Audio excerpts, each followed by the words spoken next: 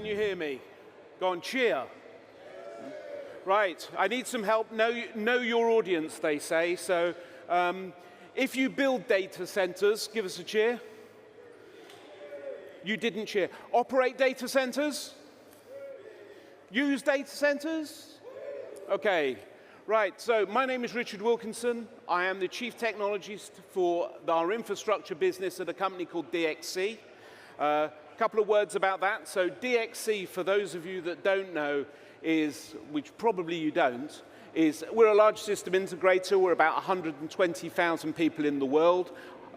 We operate infrastructure. Those of you that flew here, you've got about a 60% chance that some of our systems issued your tickets. If you paid for your coffee this morning, you have about a 1 in 3 chance that our systems ran it for you, okay? So we actually operate the systems that the world relies on. For you as an audience, we run about 125 data center locations inside Europe, okay? The typical DXC customer is over 50 years old, right, in a heavily regulated industry, okay? So in the UK, we do a lot of defense work, local government work, all of those sorts of things, okay? Chief Technologist, so what do I spend my time doing? I do 3 things basically for DXC, wandering around Europe. Interesting thing for those of you in London, Europe doesn't include the UK anymore, so I have the joys of going through industrial estates in northern Germany and warehouses in Spain. That's where I spend most of my time, okay? So about the 3 things I do, about half of my time I talk to clients, right? So those are basically board members and CIOs. About a quarter of my time I come to things like this and talk about what my clients have told me. And then the remaining quarter I spend working with DXC, trying to work out how we can better evolve our products and services. So I am not going to tell you how to build a better data center. You're going to tell me that when I walk off stage. Okay? What I'm going to talk to you about is what I'm hearing from our customers in Europe, because I think it's going to impact you lot a lot. And it's changing very, very quickly. So what are our businesses in Europe actually doing today? Well, this, not just me saying it, but I like these guys because they say the same things that I see, so it's really confirming for me. These are the 5 objectives that most European businesses have talked about, right? So the first one you hear about, oh, we're going to optimize operations, we're going to make things more efficient. Well, in a region where we have less than 1% growth, no surprise. You want to increase profits? Not going to sell a lot more, so we're going to reduce our costs. We're going to improve in customer engagement. Nobody knows what it means, but we need to make sure the customer doesn't leave, right? Number 3, oh my God, there's something new. Yeah? Suddenly AI's in there. That didn't exist 3 years ago. Okay? It's now in the top 3 priorities for European business. Okay? 3 years ago, AI was nowhere in this. Okay? It's now the 3rd priority for European business. Okay? Product innovation and top-line growth. Okay? We need to find something else to sell because we're not getting growth in the rest of the industry. And finally, resilience. Okay? Resilience is now a big subject. So this is what the boards are talking about. When I go and talk to boards, they're talking about these 5 things, right? However, it changes when board talks to, quick thing. Those 3, right, are actually things that you are directly responsible for. These subjects, 5 years ago, nobody talked to me about data centers in boards. Nobody, right? It was a subject that I actually knew something about, but nobody talked to me about it. Suddenly now, these 3 subjects are all related to data centers, right? And they're asking me the questions. You guys have become the center of the world. I don't know if you know it, right? You're actually important. Enjoy it as long as it lasts, okay? I don't know how long it'll last. Right, so you are now the center of the world. Those are the 3 things. When the CEO speaks to the CIO, suddenly the subjects change. Right? What are the boards talking to the CIOs about? What are you spending my money on? Right? The CEO is spending an enormous amount of revenue on IT, and they have no idea where it's going. Right? Most of them, what they see is the computer on their desk and their website. And for that, they're paying 4 to 5% of turnover. right? Most CEOs have not understood what they're spending money on.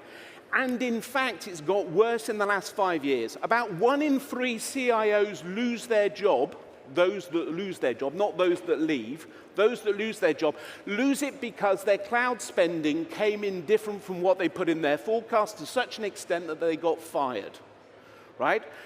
So the move to cloud's been great. We've moved from CapEx to OpEx. The only problem is it's completely unpredictable. So boards, what are you spending my money on? Number 2, you've been taking money off of me for AI. You've been promising stuff for months, right? When are you going to do it at scale? Yeah? Right? It's all very well you having Copilot in 50 users in the IT department. 1, you're still asking for more employees, right? And 2, what about the rest of the business?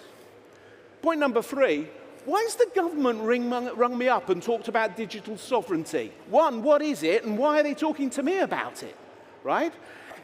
Just so you know, every European government has spoken to its 500 largest companies asking them for their midterm position on digital sovereignty, right? And asked them to report back in 18 months. They didn't tell them what digital sovereignty was, right? So, what is it? Okay? Now, who's heard of digital sovereignty in the last year? Hands up. You can cheer as well if you want. Last month? Okay, last week? Yeah. Suddenly it's everywhere, isn't it? Right? So, digital sovereignty, everybody's talking about it, but they're talking about 3 separate things interchangeably. Okay? So, get your pens and papers out. Point number 1. Okay? What are we talking about? We're talking about operational resilience. Operational resilience, what the hell is he talking about? That's what do we do when the Russians invade? That's what operational resilience is. When the Russians turned up in Ukraine, there were airlines that couldn't issue tickets. There were banks that couldn't make payments, right? Suddenly, oh, Europe, we're really big, but the Russians do something in the country next door and suddenly we can't operate, right? That's digital resilience. Point number 2 is technical independence. Who's heard of the US Cloud Act? Okay, you all get extra points and a drink at the bar because there's only 3 of you, right? So the US Cloud Act, yeah, that's a law in America that says that a judge in America can ask to see data in Europe, okay? Oh, that seems really important. Oh my God, we're actually susceptible to American law. There's a horrible orange man over there. What do we do, right? What we do is we talk about technological independence. Point number 3 is they're politicians. What do politicians want? Jobs. So what are we going to do? We're going to actually use sovereignty to push industrial policy within Europe, okay?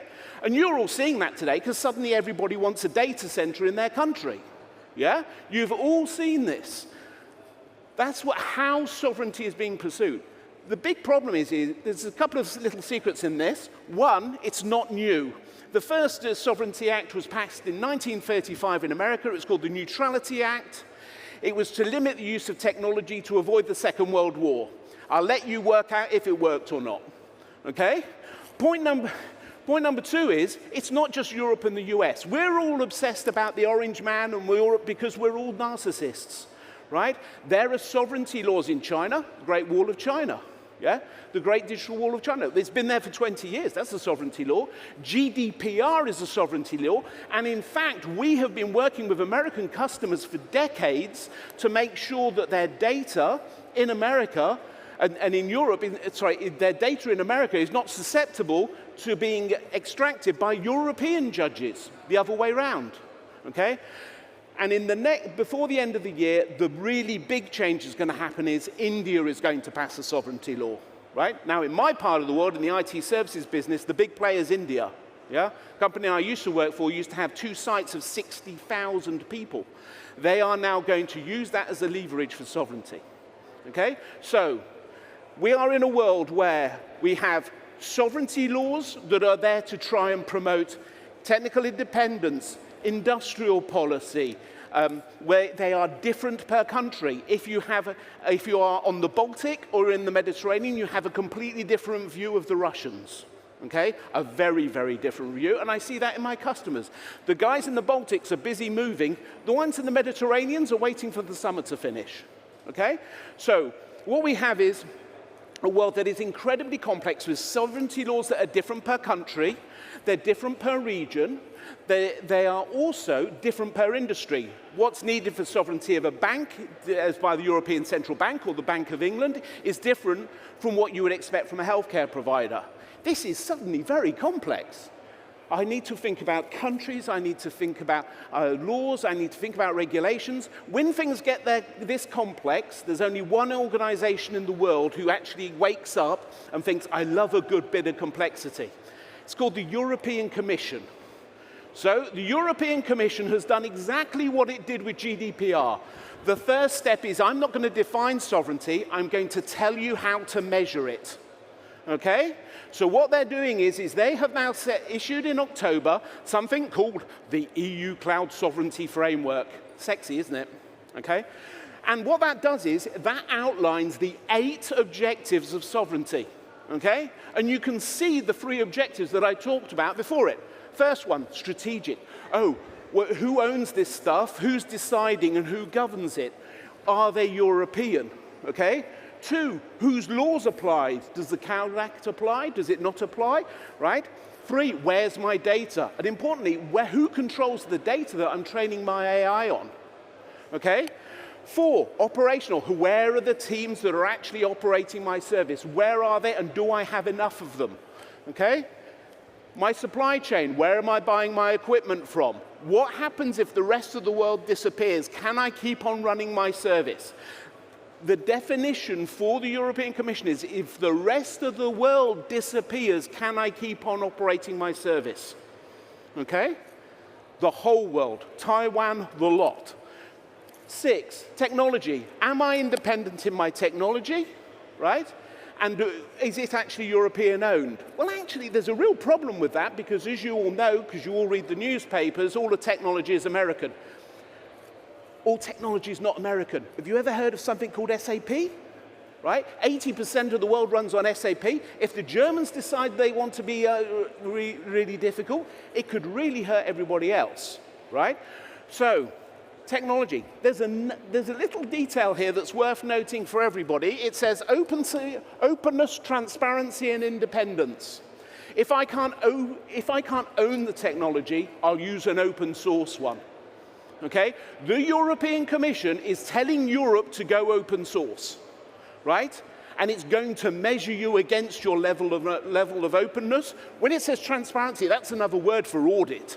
I want to be able to audit your technology and see what it's doing, and we will do that in Europe. Number 7 is around security, competence. Basically, are we following the European standards? And number 8 is sustainability. And everybody goes, what the hell are you talking about sustainability for? Well, do you know what? We had really cheap electricity in Europe just before the war in Ukraine. It came from Chernobyl. And what happened was the Russians invaded and suddenly the data centers went off. Right? So when they talk about sustainability, yes, they talk about how many trees you shut down and where the electricity goes. But the main important thing is, if the rest of the world disappears, will I still be able to run my service? And so the European Commission gives you questions to answer for each of these and a scale to rate against them. And do you know what you get at the end of it? You get a lovely little profile.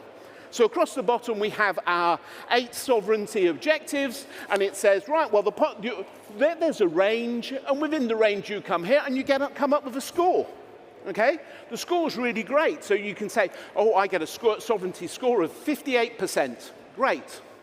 What's really good, and what our best clients are already doing, is now following the questionnaire and are fixing the profile that they expect from their suppliers. I'll say that again. Our best customers are busy defining the profile that they need for their services, and they are then actually imposing it for the suppliers. So you will, if you're operating anything that a European company is going to come and ask you for, expect to see this. And expect to see it in the next 18 months, because they have to report back to the governments, remember? Okay? So this is what's happening for all of us.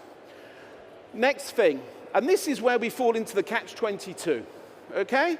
So as you become more sovereign, okay, it becomes more costly and some functionality disappears, okay?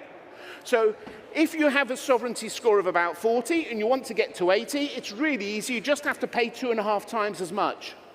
But remember what the board said to the CIO. What the hell are you spending my money on? So now a regulator's ringing him up and saying, oh, I need some more digital sovereignty, and the CIO's answer is give me 2.5 times as much money. Ain't gonna work, okay? The other thing is if you're doing different technology stacks in different regions, you need the lowest common denominator to build your applications on. So some of the functionality is gonna go, okay? So what we're going to see is customers are going to start choosing points within this triangle for their services, right, for different technology stacks, for different parts of their business. European companies have spent the last 20 years homogenizing and moving things together. And what they were about to do is explode it into multiple points, okay? What does this mean? If you take the sovereignty framework, we're going to need more EU hosting. Good for you guys. We're going to need more EU operators. We're going to need more employees, more support. We're going to need more EU technologies, which will require more qualified people. And then we're going to audit everything to death because we're European, okay? All of this means we need more people. Well, here's a problem with that. We've spent the last 40 years in our business going through the outsourcing wave. We've moved all the work outside of Europe, okay? We are now stuck in a world where actually over half of the work in IT that we do that is actually required to operate services in Europe is done elsewhere. We then tooled it to death with tools that are sitting in the cloud that we don't operate and can't audit, right? And now we're saying, oh, we're going to bring it all back.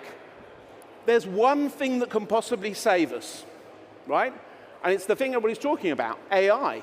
Remember, if we go back to what the board is saying to the CIO, right? What are you spending your money on? When are you going to deliver AI at scale? And what's this about? Well, it's easy. The regulator's now asking you about digital sovereignty. The only way I can deliver this, because there's not enough qualified people within the continent, is by delivering AI at scale for our own IT services. And that's the only way that I can actually justify what I'm spending my money on, okay? And that is what's going to happen in Europe in the next 3 years, right? Now, hopefully you're all still awake, and if so, can we have some questions? Anybody got a question? Okay, nobody understood. You do speak English, yeah? No questions. Anybody want to tell me I'm an idiot?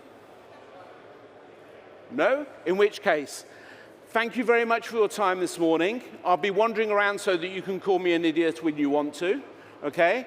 If you have any questions, feel free to approach me. Lovely talking to you this morning, and enjoy the rest of the show.